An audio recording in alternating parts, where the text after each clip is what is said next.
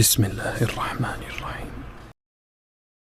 رسول اللہ صلی اللہ علیہ وآلہ وسلم نے فرمایا، کوئی مسلمان بندہ بیمار ہو جائے، کسی بھی طرح کی بیماری میں مبتلا ہو جائے تو وہ یہ دعا کثرت کے ساتھ پڑھے، لا الہ الا اللہ الحلیم الکریم، سبحان اللہ رب العرش العظیم، الحمد للہ رب العالمین، اللہم اغفر لی، اللہم ارحمنی، اللہم تجاوز عنی، اللہم اعف عنی فإنک عفو غفور۔ اللہ کے سوا کوئی معبود برحق نہیں جو نہایت ہی بردبار اور نہایت ہی محترم ہے۔ پاک ہے اللہ جو عرش عظیم کا رب ہے۔ سب طرح کی تعریف اللہ تعالیٰ ہی کے لیے ہے جو تمام جہانوں کا پالنے والا ہے۔ اے اللہ مجھے بخش دے، اے اللہ مجھ پر رحم فرما،